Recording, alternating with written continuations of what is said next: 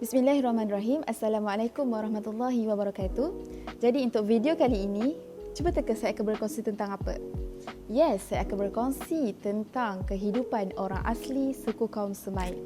Okey, antara sebab kenapa saya memilih untuk bercerita tentang suku kaum Semai adalah kerana suku kaum ini merupakan suku kaum orang asli di Pos Lemoy, Cameron Highlands. Untuk pengetahuan semua, Pos Lemoy adalah salah satu kampung yang Perkim Club kebiasaannya akan membuat program di situ setiap tahun. Cumanya, dek kerana pandemik ini, segala kebiasaan itu telah berubah sehinggalah virus durjana ini lenyap di muka bumi.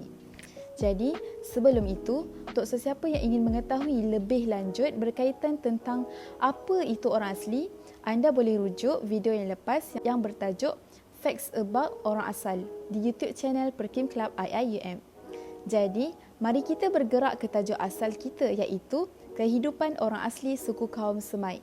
Okey, orang asli di Malaysia ini terbahagi kepada 3 suku kaum utama dan mereka ini bercakap dalam dialek yang berbeza. 3 suku kaum utama tersebut itu adalah Negrito, Senoi dan Melayu Proto.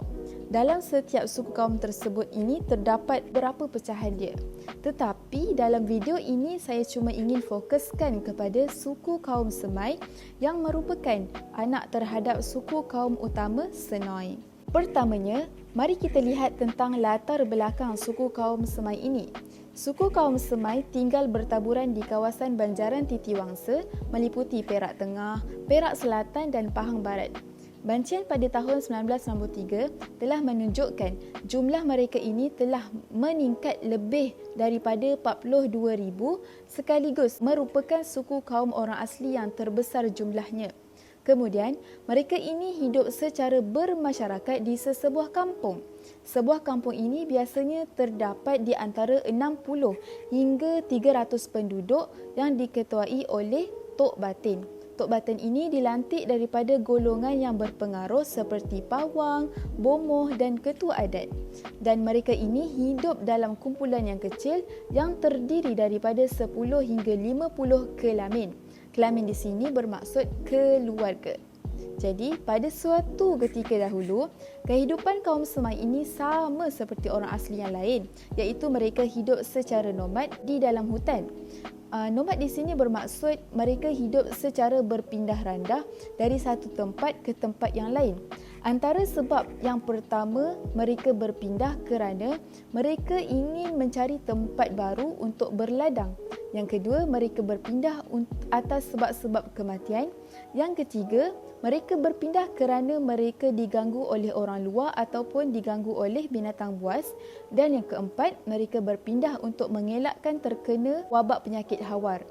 Jadi pada waktu pagi pula, ketua keluarga mereka akan bangun lebih awal untuk hidupkan api bagi memanaskan badan mereka. Dan mereka juga akan memasak makanan seperti merebus ubi kayu. Manakala pada waktu petang sebelum senja, mereka akan berehat di rumah iaitu mereka akan duduk berbual-bual tentang ladang dan sebagainya. Tetapi ada juga yang akan membuat damak, mencuci buluh sumpit ataupun membuat persediaan peralatan untuk berladang pada esok harinya. Walau bagaimanapun, keadaan ini mungkin telah berubah mengikut peredaran masa.